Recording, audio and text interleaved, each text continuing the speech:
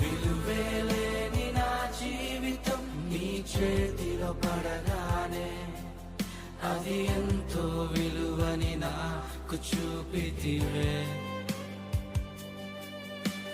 జీవమే లేని నాలోని జీవమును నింపుటకు నీ జీవితాన్నే తారబోసితివే.